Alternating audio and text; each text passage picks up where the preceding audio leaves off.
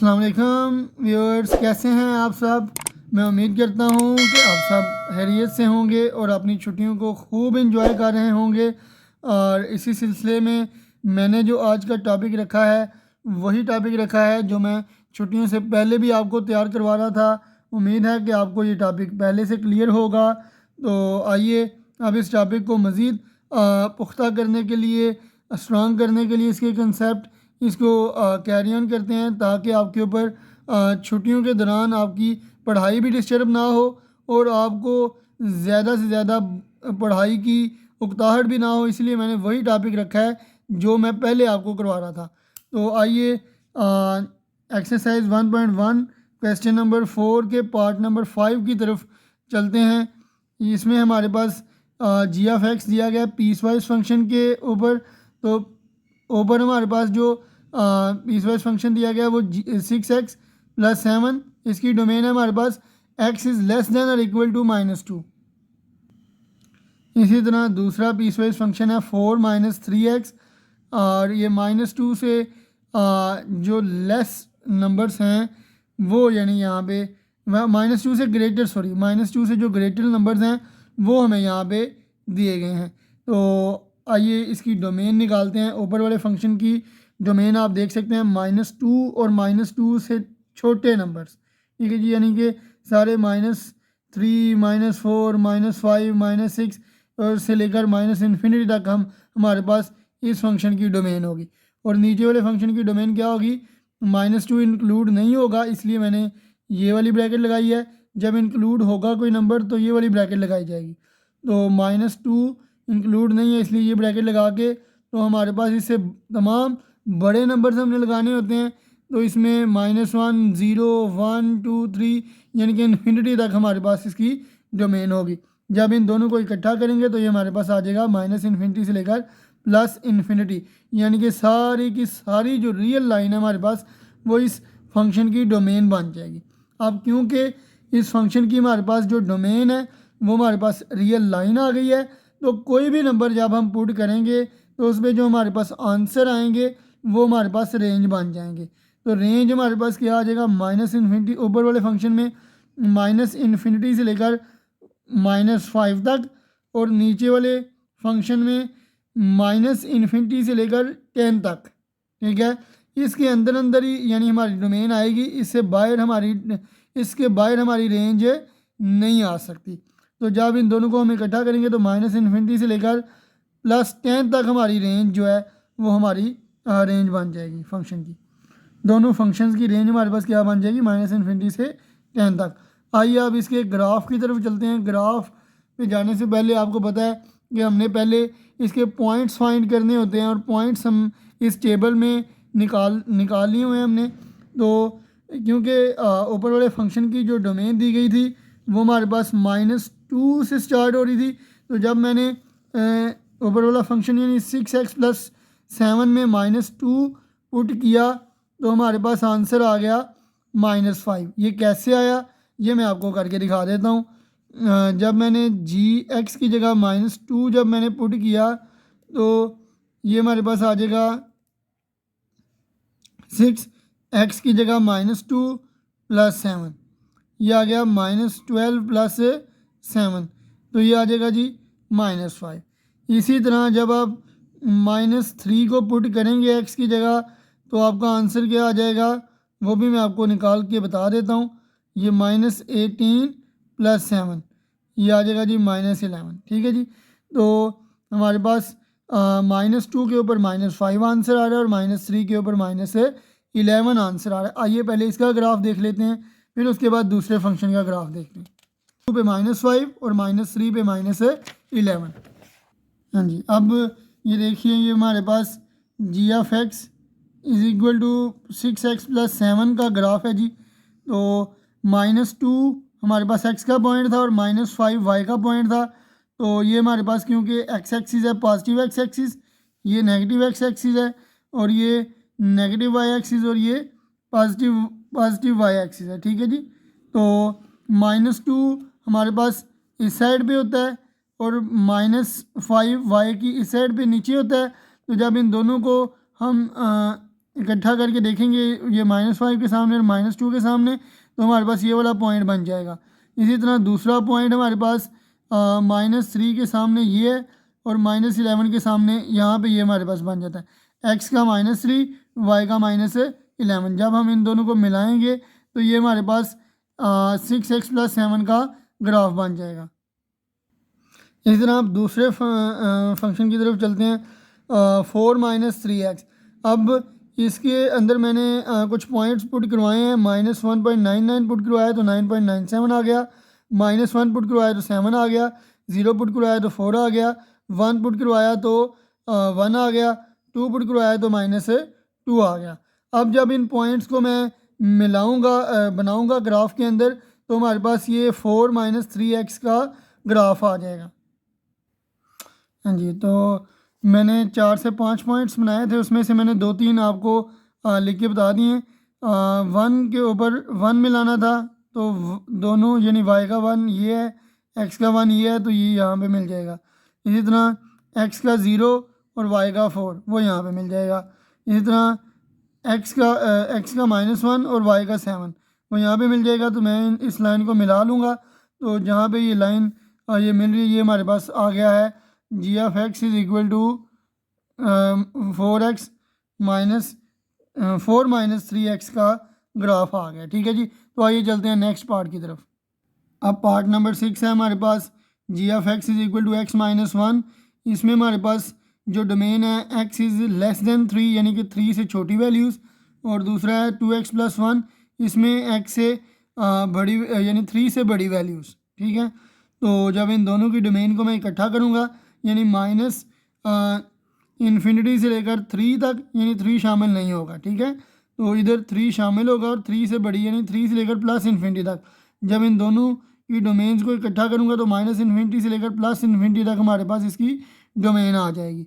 और इसी डोमेन में से कुछ हमारे पास जब हम पॉइंट्स पुट करना शुरू करेंगे, तो -∞ से लेकर 2 तक x - 1 की रेंज आ जाएगी, और 2x + 1 की जो डोमेन आएगी वो 7 से ∞ तक आ जाएगी। ठीक है, तो मज़ीद जब इसका हम टेबल बनाएंगे, तो x की वैल्यू मैंने पुट की 2.99, तो उसमें हमारे पास आंसर आ गया 2.99 - 1 1.99 आ गया। जब 2 पुट किया 2 - 1 1 आ गया, 1 पुट किया 1 - 1 0, 0 पुट किया 0 - 1 -1 आंसर आ गया। ठीक है जी, -1 पुट करेंगे तो -1 -1 -2 हो जाएगा, -2 पुट करेंगे तो -3 आंसर आ जाएगा। अब इसमें से कुछ पॉइंट्स मैं आपको बना के दिखा देता हूँ ग्राफ के ऊपर। हाँ जी, अब हमारे पास जो ग्राफ है g(x) x - 1, तो 3x का पॉइंट था और y का पॉइंट उसके ऊपर 2 आया था। तो x के सामने ये हमारे पास 3 के सामने x का 3 है और y का 2, तो ये हमारे पास 3 और 2 पॉइंट आ गया। अब 2 के ऊपर हमारे पास y का पॉइंट 1 आया था, x का पॉइंट 2, y का पॉइंट +1। इसी तरह x का जब पॉइंट 1 था तो y का आंसर 0 आया था। तो ये यहाँ पे x एक्सिस के ऊपर y हमारे पास 0 होता है, इसलिए y 0 और x का पॉइंट 1। तो ये इन पॉइंट्स को जब मैं मिलाऊंगा तो ये हमारे पास ग्राफ बन जाएगा g(x) x - 1 का। इसी तरह जब मैं अब g(x) 2x + 1 का टेबल बनाऊंगा, तो इस पर जब मैं 3 पुट करूंगा तो 3 2 × 6 + 1 7 आ जाएगा। 4 पुट करूंगा तो 2 4 × 8 + 1 9 आ जाएगा। 5 पुट करूंगा 2 5 × 10 + 1 11 आ जाएगा। तो 3 के ऊपर 7, 4 के ऊपर 9, 5 के ऊपर 11 आ जाएगा। आइए अब इसको ग्राफ में समझने की कोशिश करते हैं। हाँ जी, ये हमारे पास ग्राफ है जी, g(x) = 2x + 1 का। तो 3x का पॉइंट था, उसके ऊपर y का पॉइंट हमारे पास 7 आया था। तो जब इन दोनों को मैंने इकट्ठा किया तो ये हमारे पास पॉइंट हमें हासिल हो जाएगा। इसी तरह जब 4 हमने पुट किया तो आंसर y का 9 आया, तो ये हमारे पास दूसरा पॉइंट हासिल हो गया। अब मैंने इसको यानी एक लाइन से मिला दिया इन पॉइंट्स को, तो ये हमारे पास ग्राफ आ गया 2x + 1 का। आइए अब 7 वाले पार्ट की तरफ चलते हैं। अच्छा जी, अब हमारे पास 7 वाला पार्ट है, उसमें हमारे पास दिया गया है x² + 3x + 2 / x + 1। अब कंडीशन दी गई कि x - 1 नहीं हो सकता, मिसाल के तौर पे अगर हम -1 यहाँ पे पुट करें तो नीचे ज़ीरो आ जाता है। अगर बटे के नीचे यानी डिनोमिनेटर अगर हमारा ज़ीरो बन जाए तो इसका मतलब कि हमारे पास जो फंक्शन है वो डिफाइन नहीं रहता, उसका आंसर इन्फिनिटी आ जाता है, और जो कि इनडेफिनेट वैल्यू है, डिफाइन वैल्यू नहीं है। तो इसका मतलब हम -1 पुट नहीं कर सकते, यानी कि -1 डोमेन का पॉइंट नहीं होगा। सिर्फ -1 ऐसा पॉइंट होगा जहाँ पे हमारा जो फंक्शन है वो डेफिनेट नहीं रहेगा। इसलिए मैंने लिख दिया since G is not definite for X is equal to -1, यानी कि डोमेन के अंदर -1 हम पुट नहीं कर सकते। तो डोमेन जो हमारी होगी वो रियल लाइन में से हमने -1 को माइनस करवा देना है, तो ये हमारी डोमेन आ जाएगी। ठीक है, इसके अलावा -1 के अलावा हम कुछ भी पुट कर सकते हैं, जो भी हमारे पास आंसर आएगा ना, ठीक है, वो हमारे पास क्या बन जाएगा, रेंज आ जाएगा। ठीक है, अब हम देखते हैं रेंज के लिए मैंने लिमिट एक्स अप्रोचेज जो -1 अप्लाई कर दी into G of x. G of x हमारे पास x square plus 3x plus 2 over x plus 1 था। जब मैंने इसकी फैक्टराइजेशन की तो हमारे पास क्या पॉइंट्स आ गए, तो हमारे पास फैक्टराइजेशन करने के बाद एक्स प्लस 1 और एक्स प्लस 2 आ गया। एक्स प्लस 1 से कैंसिल हो गया, तो हमारे पास पॉइंट आ गया जी एक्स प्लस 2। जब मैंने एक्स की जगह -1 पुट किया तो आंसर आया +1, यानी कि रेंज के अंदर हमारे पास जो पॉइंट है 1 वो नहीं आ सकता। ठीक है, जब हमने -1 पुट किया तो +1 आ रहा था, इसलिए हमारे पास रेंज में से रियल लाइन में से सिर्फ +1 जो होगा वो नहीं आएगा, बाकी सारे पॉइंट्स हमारी रेंज में आ जाएंगे। तो इसका मतलब हम अब इसका ग्राफ बनाने की कोशिश करते हैं।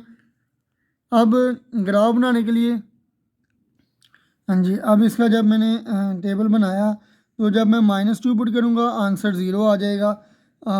ये मैं आपको एक दफ़ा करके दिखा देता हूँ। जी ऑफ -2 इंटू हमारे पास -2 का square plus 3 into -2 plus 2 over -2 plus 1, तो ये हमारे पास आ जाएगा 4 -6 प्लस 2 ओवर -1, तो ये आ जाएगा 0 ओवर -1, तो ये 0 आ जाएगा। तो आपने देखा कि जब मैंने -2 पुट किया 0 आ गया। इसी तरह जब मैं 0 पुट करूँगा तो 2 आंसर आ जाएगा, 1 पुट करूँगा 3, 2 पुट करूँगा तो 4। अब -2 के ऊपर जो हमारे पास पॉइंट आया है वो 0 आया है। ठीक है, तो आप इसका ग्राफ चेक कर सकते हैं कि -2 हमारे पास x का पॉइंट है, उसके ऊपर y, इस x एक्सिस के ऊपर हमारे पास y का पॉइंट 0 होता है, तो -2 और 0 को मैंने मार्क कर लिया। इसी तरह 0 के ऊपर हमारे पास 2 आया था, 0 के ऊपर हमारे पास 2 आया था, तो 0 के ऊपर हमारे पास ये 2। ठीक है जी, ये मैंने मार्क कर लिया। सही है, ये हमारे पास ये वाला पॉइंट है जिसको मैंने इधर करके लिख लिया ज़रा। सही है, इसी तरह 1 के ऊपर हमारे पास जो पॉइंट है वो 3 आया हुआ है, तो 3 के सामने 1 यानी कि x का 1 y का 3 ये मैंने मार्क कर लिया। 2 के सामने 4 मैंने मार्क कर लिया। ठीक है, जब इनको मिलाया तो ये हमारे पास इसका ग्राफ बन गया। अब हमारे पास लास्ट वाला पार्ट है। लास्ट वाला पार्ट भी हमारे पास सेम मेथड अप्लाई होगा। इसमें भी हमारे पास क्या आ रहा है जी, G of x is equal to x square -16 over x -4। इसमें उसने बोला एक्स जो है 4 नहीं हो सकता, इसका मतलब कि 4 अगर मैं पुट करूँगा तो 4 - 4 0 हो जाएगा। ठीक है, और 4 का स्क्वायर 16 - 16 ये 0/0 फॉर्म बन रही है जो कि डेफिनेट नहीं है। ठीक है जी, तो 4 हम माइनस कर लेंगे अपनी डोमेन में से, यानी रियल लाइन में से 4 माइनस कर लेंगे, तो हमारी डोमेन क्या आ जाएगी, रियल लाइन -4, रियल नंबर्स में से 4 मैंने माइनस कर लिया। इसी तरह अब रेंज के लिए लिमिट अप्लाई कर लूँगा, एक्स अप्रोचेज टू 4, तो जब मैं लिमिट लूँगा तो ये फार्मूला एक्स का स्केयर -4 का स्केयर, तो दो स्केयर के दरम्यान में माइनस हो तो एक दफ़ा हम प्लस में लिख लेते हैं, एक दफ़ा माइनस में, ये इसके साथ कैंसिल हो जाएगा, तो हमारे पास बच गया x + 4। जब x की जगह मैं 4 पुट करूँगा तो 4 + 4 8 आ जाएगा। ठीक है जी, तो हमारे पास जो रेंज है R-8, ठीक है जी, ये आ जाएगी। अब इसी तरह जब मैं इसका टेबल बनाऊंगा तो टेबल के लिए जब मैंने 0 पुट किया तो आंसर हमारे पास 4 आ जाएगा, -1 पुट किया 3 आ जाएगा और -2 पुट किया तो 2 आ जाएगा। अब पॉजिटिव साइड पे जब मैं 1 पुट करूँगा 5, 2 पुट करूँगा 6 आ जाएगा, 3 पुट करूँगा 7 आ जाएगा। इसी तरह जब मैं 5 पुट करूँगा तो आंसर 9 आ जाएगा। तो इन पॉइंट्स को जब मैं ग्राफ के ऊपर ज़ाहिर करता हूँ, अच्छा जी, अब ग्राफ के लिए हमारे पास जो -2 था उसके ऊपर एक्स का जब -2 मैंने पुट किया तो वाई का 2 वाला पॉइंट आया, तो -2 और 2 को मैंने मिला लिया। ठीक है जी। इस तरह जब मैंने -1 पुट किया था एक्स का तो हमारे पास आंसर आया था वाई का पॉइंट 3, तो -1 एक्स का, वाई का 3, तो इन दोनों को मैंने एक दूसरे के सामने मार्क कर लिया। इसी तरह 0 जब पुट किया एक्स का तो मेरे पास आंसर वाई का 4 वाला पॉइंट आया, तो 0 और 4 मैंने मार्क कर लिया। इसी तरह मैंने इनको मज़ीद बढ़ा दिया तो ये हमारे पास ग्राफ बन गया दिए गए फंक्शन का। तो स्टूडेंट्स आज के लिए इतना ही। तो स्टूडेंट्स मेरे वीडियोस देखते रहिएगा और चैनल को सब्सक्राइब कर दीजिएगा और बेल आइकन पे क्लिक करना मत भूलिएगा ताकि मेरी वीडियोस आपके सामने सबसे पहले यानी कि पहुँचें। ठीक है, तो अल्लाह हाफिज़।